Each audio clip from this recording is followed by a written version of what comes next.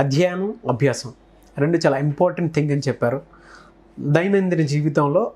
So ఈ అభ్యాసాన్ని ఏ విధంగా ఫాలో అయితే, ఏ విధంగా ప్రాక్టీస్లో పెడితే చాలామంది మనీ మంత్రాకి సంబంధించి ఎలా తీసుకోవచ్చు అనే దాని మీద కూడా గతంలో చెప్పారు మీరు, లాస్ట్ వీడియోలో కూడా గుర్తు చేశారు.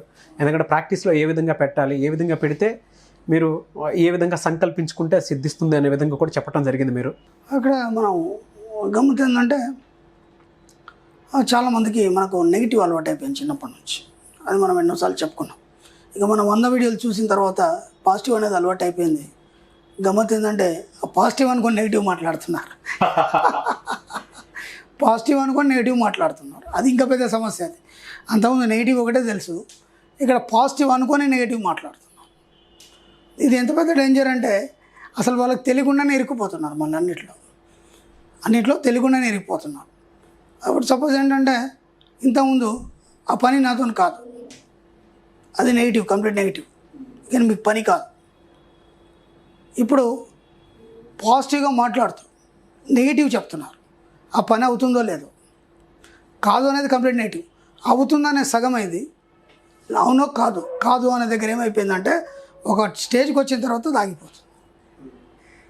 వాళ్ళకి తెలీదు అది ఖచ్చితంగా అవుతుంది, కానీ 1% ఏమో ఖచ్చితంగా అవుతుంది, 1% ఏమో ఖచ్చితంగా అక్కడ దాకా వచ్చి ఆ 1% దగ్గర ఆగిపోతుంది. ఇది ఎంత డేంజర్ ఉంది చూడండి. వీళ్ళకి తెలియదు అది ఖచ్చితంగా అయిపోతుంది. ఎప్పుడు అయిపోతుంది పని? ఆ ఎల్లుండి వరకు కంపల్సరీ అయిపోతుంది. కానీ అక్కడ చివరిలో ఒక చిన్న పదం ఏదైతే మనం నెగిటివ్ యూజ్ చేస్తామో అది దాన్ని ఆపెట్టేస్తాం. కాబట్టి జాగ్రత్తగా మాట్లాడడం నేర్చుకోండి. ప్రతి పదాన్ని స్పష్టంగా పలకడం, అలాగే దాన్ని కరెక్ట్గా పాజిటివ్గా ఎంతవరకు వస్తుంది ఆ సంపూర్ణం చేయండి. ఆ పదాన్ని పూర్తిగా సంపూర్ణం చేయండి. ఆ సంపూర్ణం చేసేంతవరకు మీకు ఆ పని అయితే సంపూర్ణం కాదు ఇక అంతే. ఇక్కడ చాలామంది అంటున్నారు మీ క్లాస్కి వచ్చామండి, బాగుంది, విన్నాము, ఓకే, అంతా బాగుంది, అన్ని పనులు అంత దగ్గరకు వచ్చేస్తున్నాయి సార్, కానీ దగ్గరకు వచ్చి ఒక్క దగ్గర ఆగిపోతుంది సార్. నాతో కాదు, మీరు ఎంతమంది చెప్పారు ఇప్పటివరకు? మీ ఇంట్లో భార్యతో చెప్పారు, బయట స్నేహితులతో చెప్పారు, ఇంక ఎవరికి కలిస్తే వాడికి అందరికీ ఇదే చెప్తున్నారు. అంత అయిపోయిందన్నా ఒక లాస్ట్ పాయింట్ ఉంటుంది, అది అయిపోతుంది. ఆ లాస్ట్ పాయింట్ ఒకటి ఉంది, అది అయితే అయిపోతుంది. అది ఉంది అన్న దగ్గర అయిపోతుంది దానికి తెలియదు. ఎందుకంటే మనం ఫస్ట్ వర్డ్ ఏం వాడతామో అది మాత్రమే యూనివర్స్ తీసుకుంటుంది.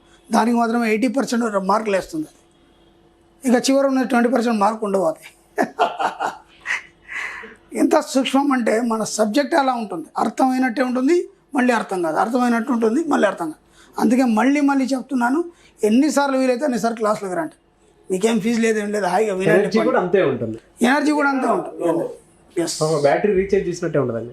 ఖచ్చితంగా ఉంటుంది. ఆడ ఉన్నప్పుడు అయిపోయింది, అన్నీ సాధించని, ఇక అన్నీ పోయినాయి అనుకుంటాడు వాడు. మళ్ళీ బయటకు వచ్చిన తర్వాత మళ్ళీ నాకు మెసేజ్ పెడతారు, నేను ఇలా రాశాను గురువుగారు, ఇది కరెక్టేనా కాదు. నాకు మెసేజ్ పెట్టద్దు. ఇప్పుడు ఒక్కళ్ళకంటే రిప్లై ఇవ్వాలి, ఏం 1000 మంది ఉన్నారు, ఏమని రిప్లై ఇస్తాం మనం? అందుకే క్లాస్లోకి రండి. నేను చెప్పేది ఎంత వీలైతే అంత. అంటే ఇప్పుడు హైదరాబాద్లో ఉన్నారు, హైదరాబాద్లో క్లాస్ జరిగినప్పుడు వచ్చేయండి. విజయవాడలో ఉంది క్లాసు, విజయవాడ సపరిసర ప్రాంతాల వచ్చేయండి. నాకేం ప్రాబ్లం లేదు, అందరితో పాటు మీరు వింటారు, మీ ఫుడ్ మీరే కట్టుకుంటారు, ఇంకా నాకు సమస్య ఏముంది? కాబట్టి వచ్చే ప్రయత్నం చేయండి. ఎందుకంటే ఆ నెలకు ఒకసారి ఏమి ఉంటుంది, ఒక్కో ప్రాంతంలో ఒక్కో దగ్గర ఉంటుంది. నెలకు ఒక్కోసారి ఒక్కరోజు మీ జీవితం కోసం మీరు కేటాయించకపోతే ఎట్లా? ఎవడు బాగుపరుస్తాడు మిమ్మల్ని? ఫంక్షన్ ఉంటే వేసుకొని పోతారు, ఆవిడ ఏం వచ్చేది లేదు అక్కడ. ఇంకా రివర్స్లో మన డబ్బులే ఖర్చు అవుతాయి. ఇక్కడ డబ్బులు వస్తాయి, మన క్లాస్కి వస్తాయి. అది గమనించండి, మన క్లాస్కి వస్తే డబ్బులు వస్తాయి. కాబట్టి మన క్లాస్ వినడానికి ఎంత వీలైతే అన్నిసార్లు, ఎక్కడ మీకు వీలైతే అక్కడికి వచ్చే ప్రయత్నం చేయండి. ఒక్కరోజు కేటాయించండి, అది మీ జీవితం కోసం మీరు. ఇక అప్పుల వాళ్ళ కోసం కొద్దిగా మనం సబ్జెక్ట్ చెప్దాం. తప్పకుండా. అప్పులు అని చెప్పేసి ప్రాణాలు తింటున్నారు కాబట్టి వాళ్ళ గురించి కొన్ని విషయాలు చెప్దాం. అంటే అప్పుల్ని ఎలా తీసేయాలి? ఎన్ని ప్రయత్నాలు చేసినా అప్పులు పోవట్లేదండి. మేము మెడిటేషన్ చేస్తున్నాం, అన్నీ చేస్తున్నాం, అయినా సరే అప్పులు పోవట్లేదు.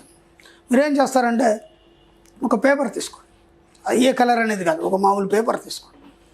రోజు ఏం చేస్తారంటే ముందు ఒక సిస్టమేటిక్గా మీకు ఎవరెవరికి అప్పులు ఇవ్వాలి వాళ్ళ పేర్లు రాయండి, వాళ్ళకి ఎంత ఇవ్వాలి పక్కన రాయండి. ఓకే, దాన్ని బ్లాక్ పెన్నుతో రాయండి. ఏ పెన్నుతో రాస్తారు? బ్లాక్ పెన్తో. ఇది బాగా గుర్తుంది, బ్లాక్ ఇంక్. బ్లాక్ పెన్ అంటే పెన్ను బ్లాక్ ఉంటుంది, అది ఇంక్ బ్లూ ఉంటుంది, అట్లా కాదు. మరి సందేహాలు బాగుంటాయి మనకి, ఎందుకంటే పనికిరాని ఎక్కువ ఆలోచనలు వస్తాయి, అందుకని చెప్పడం జరుగుతుంది. కాబట్టి బ్లాక్ ఇంక్ పెన్ను తీసుకోండి. ఓకే, ఆ వ్యక్తి పేరు రాయండి, అమౌంట్ రాయండి. అది బ్లూ పెన్నుతో కానీ రెడ్ పెన్తో రాయండి. ఓకే, ఆ అమౌంట్ని ఏం చేస్తారంటే ఈ బ్లాక్ ఇంక్తోని కొట్టేయండి. ఆ కొట్టేసే ముందు చెప్పండి, ఇతని డబ్బులు అప్పు అన్నమాట మాత్రం మీ నోట్లోకి రావద్దు. ఇతని డబ్బులు సమయంలోపు నేను చెల్లించినందుకు ఆ విశ్వానికి కృతజ్ఞతలు. కొట్టేయండి. ఓకే. అంతే. ఆ అమౌంట్ని కొట్టేయండి. అతని వ్యక్తి పేరు కొట్టేయకండి, మళ్ళీ మొత్తం కొట్టేయకండి. కేవలం అమౌంట్ అంటే అమౌంట్ అతనికి చేరిపోయింది, అది యూనివర్స్లో రికార్డ్ అయింది. ఎప్పటివరకు అది చెప్పలేదు మీరు, మన చచ్చే వరకు ఆ అప్పు అలాగే ఉంటుంది. కాబట్టి ఎప్పటివరకు ఇవ్వాలనుకున్నారు? ఇప్పుడు మనకు కొన్ని లిమిట్స్ పెడతాం, ఒక టైం పెడతాం. ఒక వ్యక్తికి ఈ టైం వరకు ఇస్తాం, ఈ టైం వరకు ఇస్తాం. అట్లా ఏ టైం వరకు, ఫలానా సమయంలోపు ఇతని డబ్బులు తిరిగి ఇచ్చినందుకు కృతజ్ఞతలు అని చెప్పేసి అమౌంట్ని కొట్టేయండి. అలా మీరు రోజు కొట్టేస్తూ పాటు ఒక 40 days చేయండి. 40 days ఖచ్చితంగా చేయండి. మీకు ఏం పని లేదు, ఇంకా ఇప్పటిదాకా పనికిరాని పనులు అన్నీ చేశారు మీరు, అంత టైం అంతా వేస్ట్ చేశారు. ఒక 10 నిమిషాలు కూర్చోండి. ఏముంటాయండి, ఒక 10-20 మంది కంటే ఎక్కువ ఉండరు మీకు, మరీ ఎక్కువ అప్పులు ఉంటాయి. ఆ 10-20 పేర్లు రాయడానికి మీకు ఒక 10 నిమిషాలు పడుతుంది.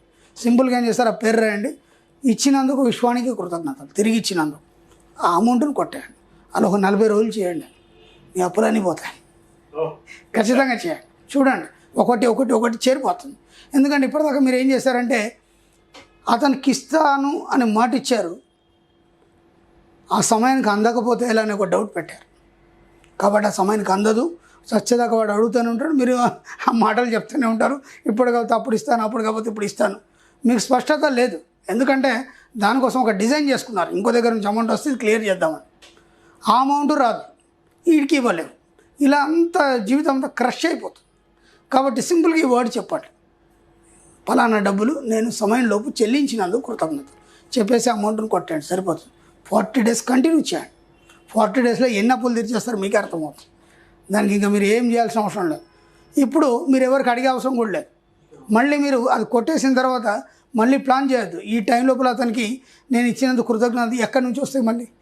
ఇక్కడైతే చెప్పేశాం విశ్వానికి కృతజ్ఞతలు చెప్పి, ఇప్పుడు విశ్వమే ఇస్తుంది. మీరేమనుకుంటారంటే రాసాము, కొట్టేసాము, ఎక్కడి నుంచి వస్తాయని డౌట్ వద్దు. మళ్ళీ ఇమ్మీడియట్లీ మనకు ఆ డౌట్ వస్తుంది. దాన్ని వదిలిపెట్టాడు, మీకు ఎక్కడి నుంచి వస్తే ఉంది. మళ్ళీ ఆ సమయం లోపల ఇస్తానన్నాను, దానికోసం ఇంకో దగ్గర అప్పు చేయాలనే ఆలోచన రానివ్వకండి. అది కూడా ఉంటుంది మనకి. ఎందుకంటే అది వస్తే ఇది ఇవ్వాలి, లేకపోతే ఆ సమయంలో చెప్పాను కాబట్టి అది వస్తుంది, అందుకని ఇది ఇస్తాను. ఇలాంటి పిచ్చి వద్దు. స్పష్టత అనేది ఉండాలి. మీకు నమ్మకం అనేది ఫస్ట్ ఉండాలి. నమ్మకం అనేది అమ్మ లాంటిది. అది అమ్మ అనేది ఎంత నమ్మకమో నమ్మకం కూడా అంత. కాబట్టి దాన్ని మైండ్లో పెట్టుకొని ఖచ్చితంగా నాకు విశ్వం ఇస్తుంది అనే కాన్ఫిడెన్స్ దాన్ని నమ్మండి. నమ్మేసి రాసి పెట్టండి. ఓకే, ఇది అయిపోయింది. ఇక మళ్ళీ మనకు దైనందిక జీవితంలో ఎన్నో బిల్లులు చెల్లించాల్సి ఉంటుంది. ఎన్నో బిల్లులు మనం చెల్లించాల్సి ఉంటుంది. ఇప్పుడు కరెంట్ బిల్లు కానీ, లేకపోతే రెంట్ కానీ. ఏమవుతుందంటే 25th వరకు మన దగ్గర డబ్బులు ఉంటాయి. కరెక్ట్ ఫస్ట్గా రెంట్ ఇద్దామంటే డబ్బులు ఉంటావు. అంతలోపు ఇంకేదో కొత్త సమస్యలు వచ్చి పడతాయి. పడేసి రెంట్ ఇవ్వలేని పరిస్థితి కూడా ఎంతోమంది ఉన్నారండి. ఎందుకంటే నా దగ్గర వస్తారు క్లయింట్స్, చాలామంది వస్తారు. వాళ్ళ చిన్నదే అది, కానీ వాళ్ళకి అది ప్రాణం మీద ఉంటుంది. అది అలాంటి వాటి ఏమైనా ఉంటే చిన్నగా వర్డ్స్ రాసుకోండి.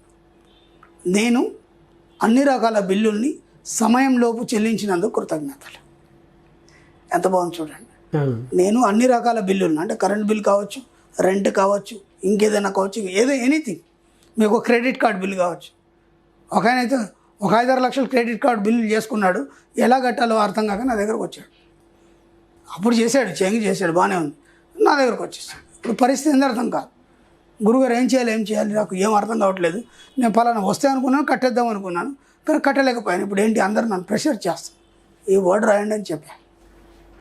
1.5 monthలో మొత్తం క్రెడిట్ కార్డ్ బిల్ కట్టిస్తాడు. ఎంత ఈజీ ఉందండి. చాలా. కాబట్టి అన్ని రకాల బిల్లులను నేను సకాలంలో చెల్లించినందుకు కృతజ్ఞతలు. ఈ వర్డ్ రాయండి. మీరు ఫస్ట్ రాగానే ఎలా కట్టాలని ఎదురు చూసే అవసరం ఉండదు. ఏదో రకంగా మీకు ఒక ఇన్కమ్ సోర్స్ రావడం కానీ, ఏదో ఒక అవకాశం వచ్చేసి మీరు కట్టేయడం జరుగుతుంది. ఎంత బాగుంది చూడండి. ఏం లేదండి, సింపుల్గా మీరు ఏది మాట్లాడితే అది జరుగుతుంది, మీరు ఏది కోరుకుంటే అది జరుగుతుంది. అంతే మన సబ్జెక్ట్లో. దీంట్లో ఎక్కడ కూడా ప్రార్థనలు కానీ, ఆ దైవం కానీ, పూజలు కానీ ఇట్లాంటివి ఏమి లేవు. ఇక్కడ నువ్వే దైవం అని చెప్తున్నావు. దైవ వాక్కు ఎంత గొప్పది. నువ్వు దైవం అన్నప్పుడు నీ నోటి నుంచి వచ్చే మాట అది ఎంత గొప్పది ఉంటుంది. ఎప్పుడైనా ఆలోచించారా? ఆలోచన రాలేదు మీకు. నేను చెప్తే ఎలా అవుతుంది అనుకున్నారు. మీరు దైవం, ముందు అది గుర్తెరగండి.